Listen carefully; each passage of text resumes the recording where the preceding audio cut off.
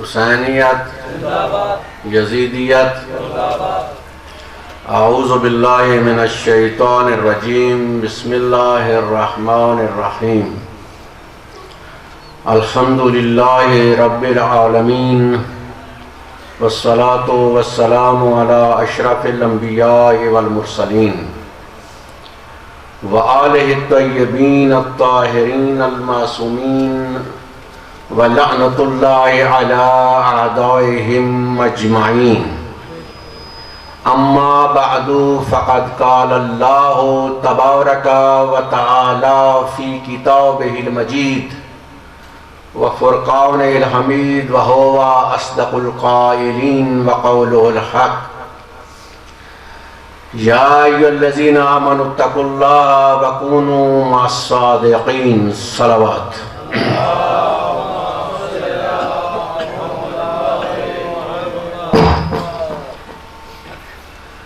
دعا ہے کہ اللہ تعالیٰ بانی مجلس کی اس بچھائی ہوئی عزاداری کو اپنی بارگاہ میں قبول فرمائے، پڑھنے والوں کی پڑھائی اور سننے والوں کی سماعت کو اپنی بارگاہ میں قبول فرمائے، اور عزاداران سید الشہداء کی حفاظت فرمائے۔ آج دہشت گردی کا دور ہے، یزیدیت دوبارہ سر اٹھا رہی ہے، لیکن جتنا بھی زور لگا لے یزیدیت حسینیت کو کچل نہیں سکتی۔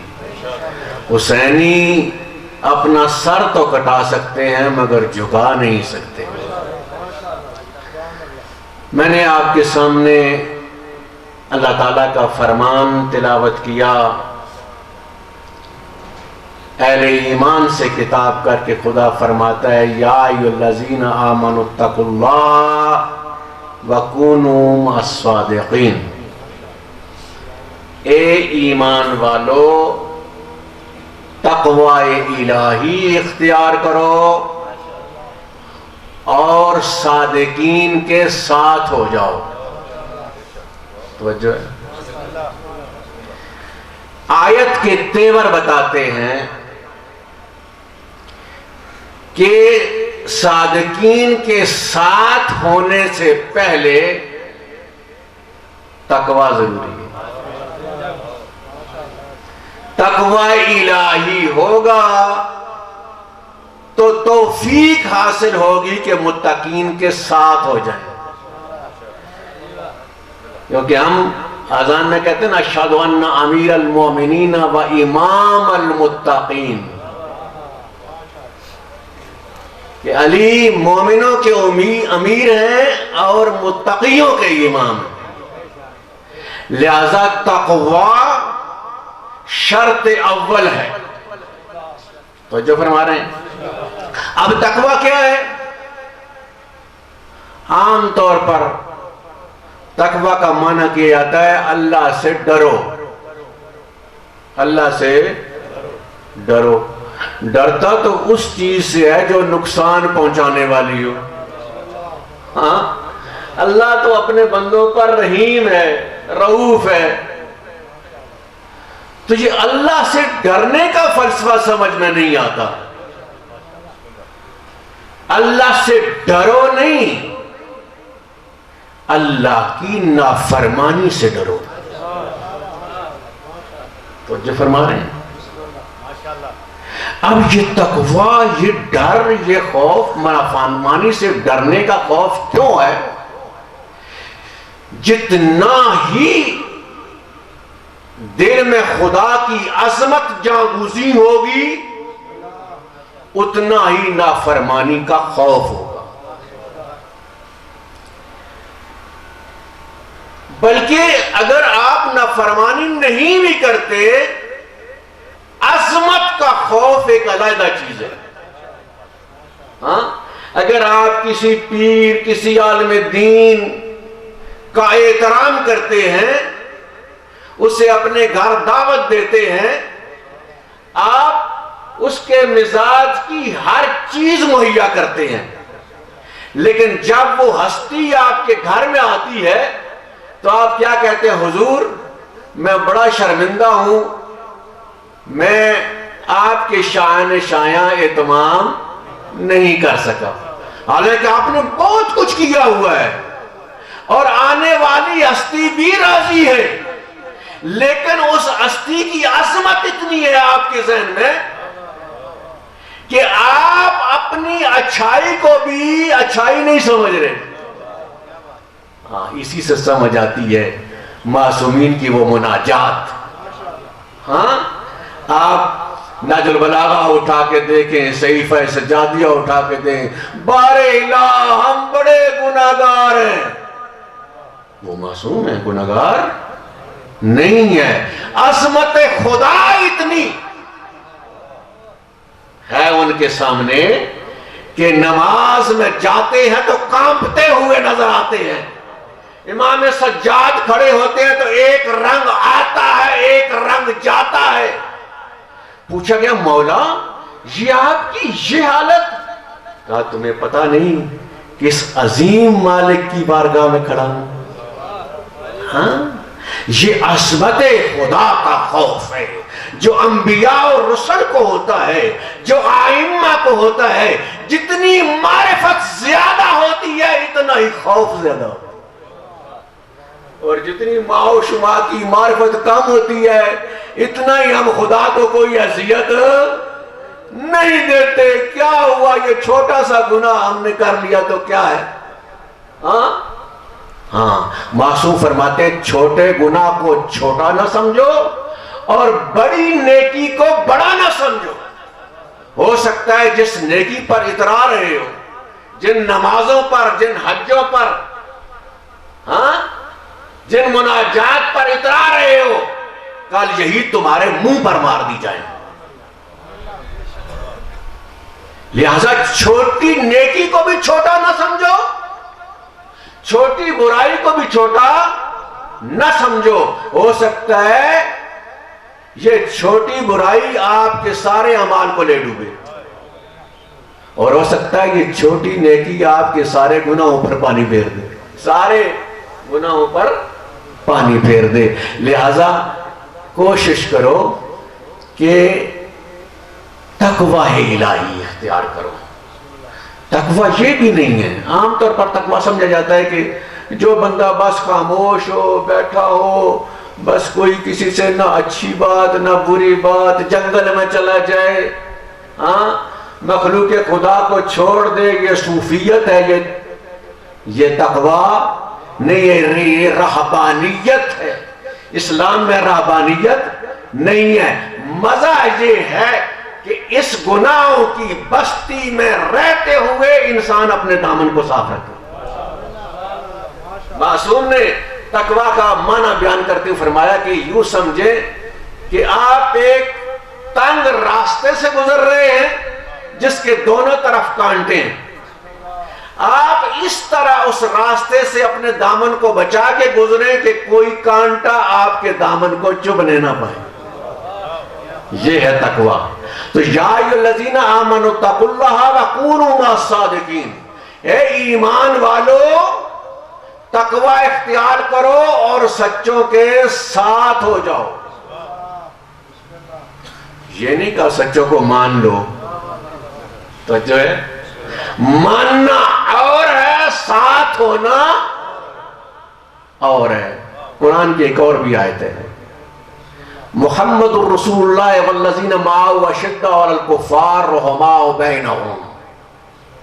محمد مصطفیٰ صلی اللہ علیہ وآلہ وسلم اور ان کے معاہو یعنی ان کے ساتھی وہ ہیں جو کافروں سے سخت ہیں اور مومنوں سے، مومنوں پر رحیم ہیں۔ علامہ کہہ رہا ہوں، محمود احمد عباسی نے ایک کتاب لکھی تھی خلافت معاویہ و یزید، توجہ فرما رہے ہیں۔ اس میں یہ کہتا ہے کہ یہ جو تاریخ میں جنگیں نظر آتی ہیں کہ بعض اصحاب بعض سے وہ جنگ کرتے رہے ہیں، یہ قرآن کے خلاف ہے، یہ درست نہیں ہے۔ ہمارا ایمان قرآن پر ہے، ہاں خود بدلتے نہیں قرآن کو بدل دیتے۔ ہوئے کس درجہ فقیہان حرم بے توفیق، اقبال نے کہا تھا زما پر صوفی و ملا سلامے کہ پیغام خدا گفتند مارا ولے تاویل شان در حیرت انداخت خدا و جبریل و مصطفیٰ را۔ اقبال کہتا ہے میری طرف سے صوفی و ملا کو سلام کہہ دو، اس نے بڑا کام کیا ہے، اللہ کا دین ہم تک پہنچایا ہے۔ ولے تعویل شان، مگر انہوں نے قرآن کی تعویل اپنے زعم سے اس طرح کی ہے کہ اللہ بھی پریشان ہو گیا ہے، جبریل بھی پریشان ہو گیا، رسول بھی پریشان ہو گیا۔ اللہ کہتا ہے میں نے جبریل کو یہ پیغام دیا نہیں تھا، جبریل کہتا ہے میں نے یہ پہنچایا نہیں تھا، پیغمبر فرماتے ہیں میں نے اس کی تبلیغ کی نہیں تھی۔ تو میرا بھائی قرآن کو سمجھنا ہے تو آل محمد کے دروازے پر آؤ، سچوں کے دروازے پر آؤ، آؤ تمہیں معنی بتاتے ہیں معاہو کا۔ صلوات پڑھے محمد۔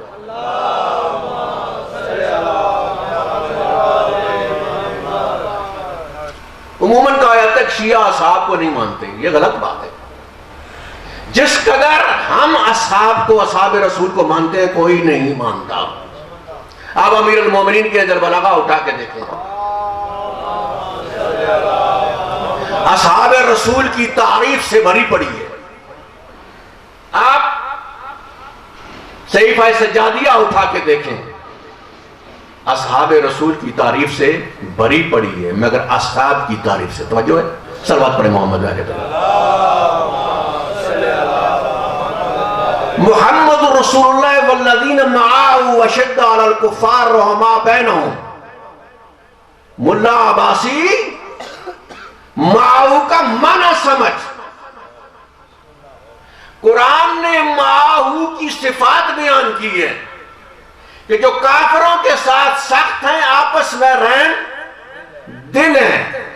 اگر یہ صفات موجود ہیں تو پیغمبر کا ساتھی ہے، اگر یہ صفات موجود نہیں تو پیغمبر کا ساتھی نہیں ہے۔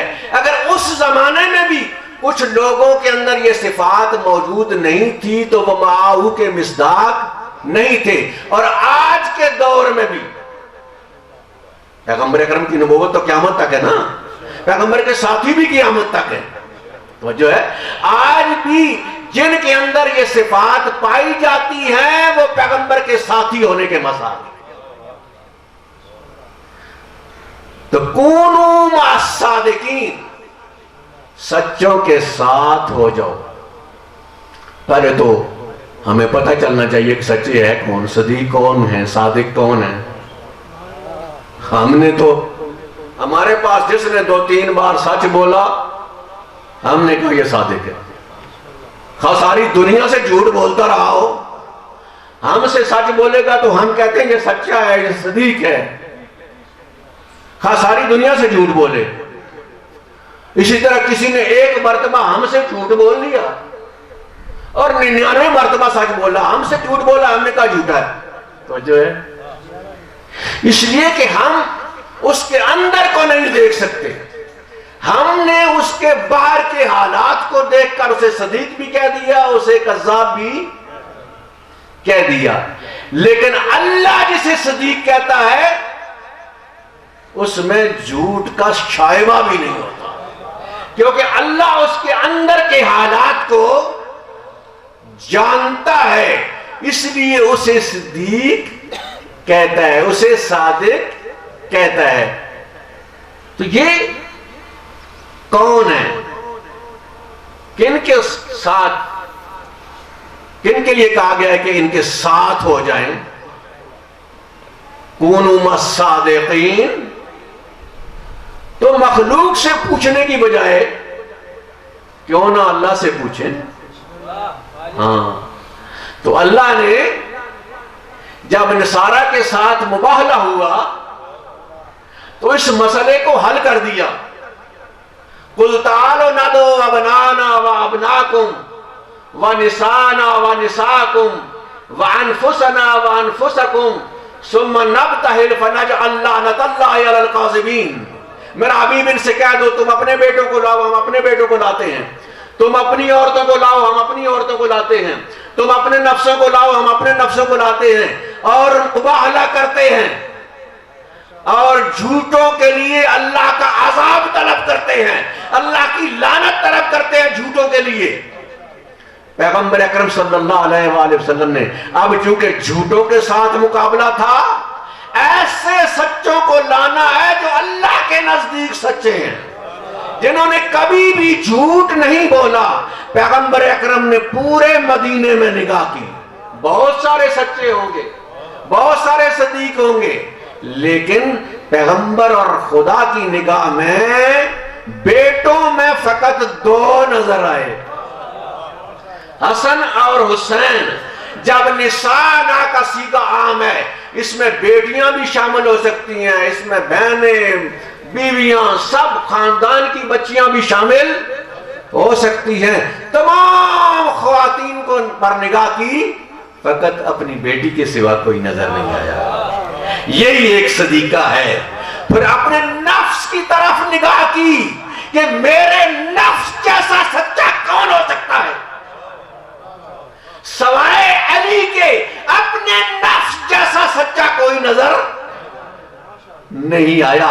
مدینے سے نکلے، ایک طرف حسن، ایک طرف حسین، پیچھے زہرائے مرضیہ، پیچھے علی مرتضی، عصمت، نبوت اور امامت کے پردے میں چل رہی ہے۔ جہاں جناب زہرا کے قدم پڑتے ہیں، وہاں علی مرتضی کے قدم پڑتے ہیں۔ اللہ نے ایسا عصمت کا انتظام کیا کہ دنیا زہرا کا نقش قدم بھی نہ دیکھ سکے۔ جب سامنے آئے نصارہ کے، جب علماء نے دیکھا تو اپنی قوم سے کہا کہ خبردار ان سے مبالغہ نہ کرنا، ہم ایسے چہرے دیکھ رہے ہیں، اگر انہوں نے بارگاہ رب العزت میں ہاتھ بلند کر دیے اور تمہارے لیے بد دعا کر دی تو پوری بستی کو آگ لگ جائے گی، دنیا میں ایک نصرانی زندہ نہیں بچے گا۔ کہا جزیہ دینا قبول کر لو، لیکن مبالغہ نہ کرنا۔ یہ سچے ان کے ساتھ ہو جاؤ۔ ساتھ کا معنی کیا ہے؟ جس طرح امام کا معنی وہ ہوتا ہے، امام وہ ہوتا ہے جس کی اقتداء کی جائے، جس کے پیچھے چلا جائے۔ معاہو بھی، جہاں یہ جائیں ان کے ساتھ رہو، انہیں تنہا مت چھوڑو، ہاں ان کی بات کو رد نہ کرو، یہ صادقین ہیں۔ اللہ نے بتا دیا قیامت تک جو بھی پیغمبر کے مقابلے میں آئے گا وہ جھوٹا ہوگا، جو بھی علی کے مقابلے میں آئے گا وہ جھوٹا ہوگا، جو بھی زہرا کے مقابلے میں آئے گا وہ جھوٹا ہوگا، جو بھی حسنین کے مقابلے میں آئے گا وہ جھوٹا ہوگا۔ نعرہ تکبیر، نعرہ رسالت، نعرہ حیدری، محمد و آل محمد بلند تر صلوات۔ مگر کیا کیا جائے، دنیا نے رسول کو بھی جھٹلا دیا۔ ہاں کیسے؟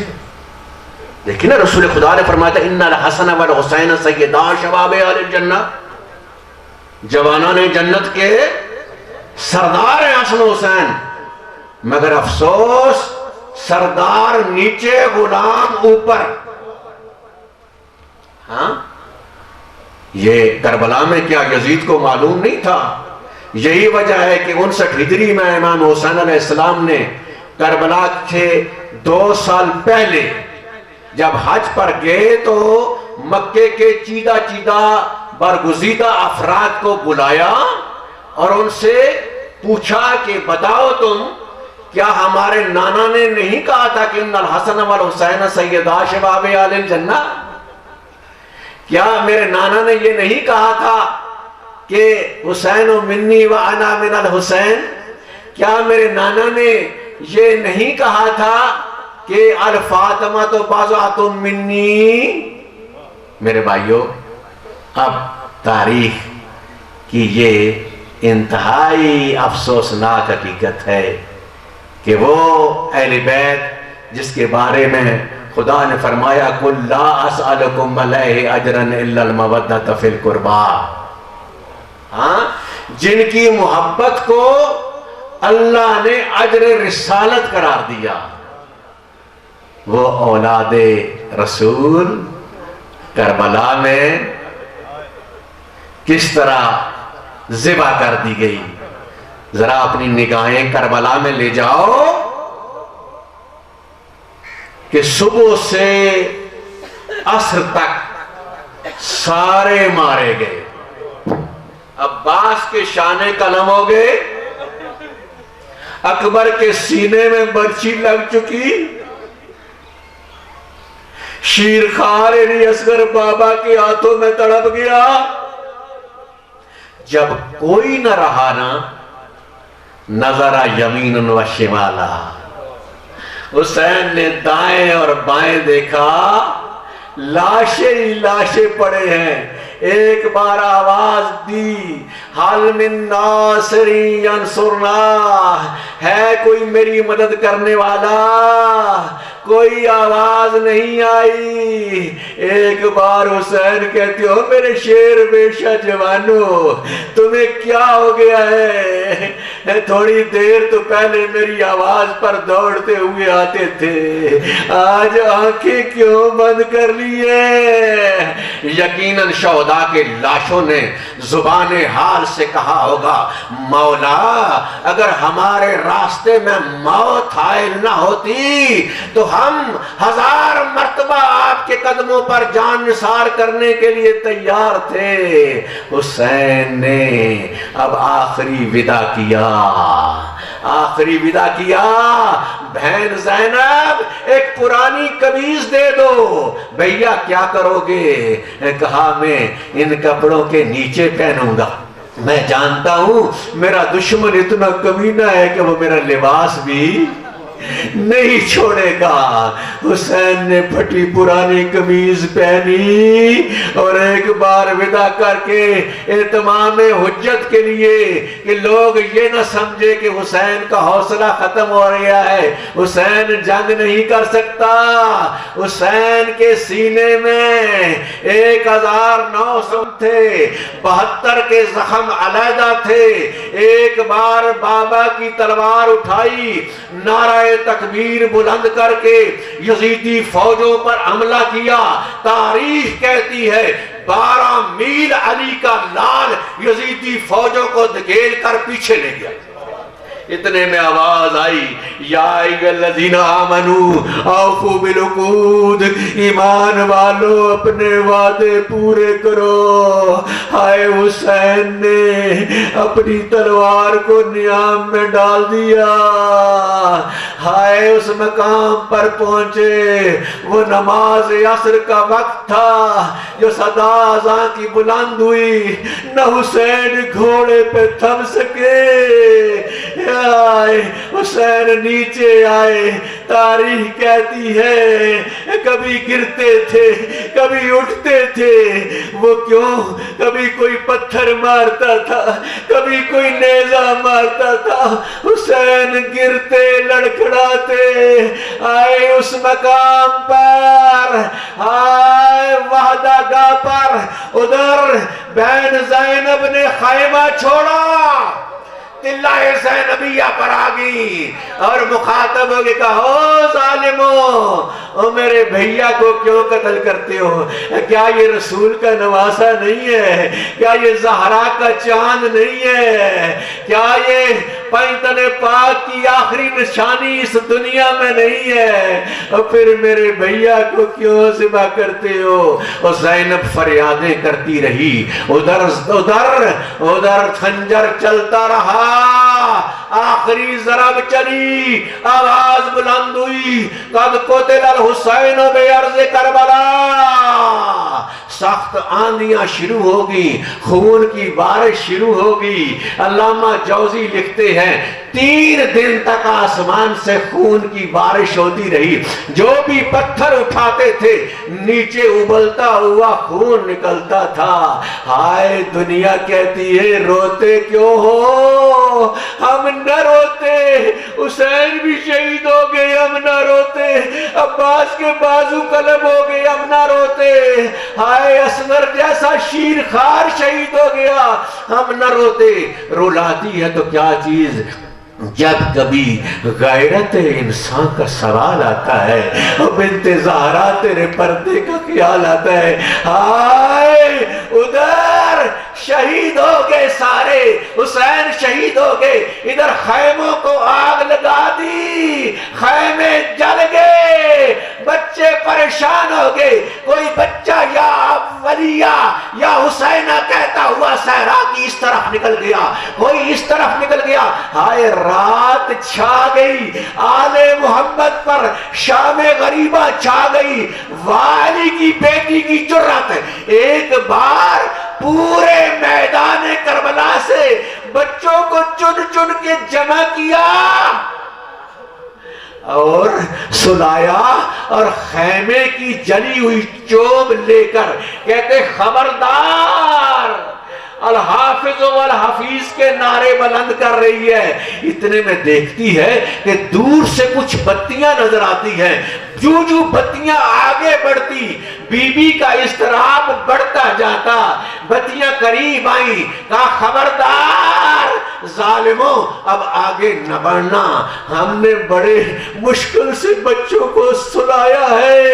ایک نئیف سی آواز آئی، ایک ہے بہن آواز آئی، بی بی ہم ظالم نہیں ہیں، ہم دشمن نہیں ہیں، میں حور کی زوجہ ہوں، کچھ کھانا اور پانی لائی ہوں۔ کہا بسم اللہ میرے بھائی کی بیوی، او بھابی آ، بسم اللہ زینب تیرا استقبال کرنے کے لیے تیار ہے۔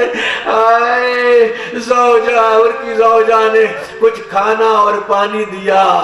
عزادارو جس کے 72 لاشیں پڑی ہوں وہ کیا کھائے گا اور کیا پیے گا؟ کہا رکھ دو۔ ایک بار دیکھا، اچھا بی بی آپ نہیں کھاتی، ان بچوں کو تو اٹھا دے۔ بچوں کو اٹھایا، بیٹا اٹھو سکینہ، پانی آ گیا۔ ہائے بچی نے معصومیت سے پوچھا، پھپھی اماں کیا چچا عباس آ گئے؟ کیا چچا عباس آگے؟ نہیں بیٹی، یہ آپ کے چچا کی بیوی پانی لائی ہے، یہ حور کی زوجہ ہے، کچھ پانی لائی ہے، بیٹی پانی پیو۔ جب پانی دیا گیا، سکینہ کہتی ہے پھپھی اماں پہلے آپ پیئے، آپ سے پہلے ہم نہیں پی سکتے۔ کہنے لگی نہیں بیٹا پہلے چھوٹے پانی پیتے ہیں، یہ سننا تھا۔ بی بی پیالہ لے کر مقتل کی طرف دوڑی، بیٹی کہاں جا رہی ہو؟ بابو پی اماں آپ نے کہا پہلے چھوٹے پانی پیتے ہیں، ہائے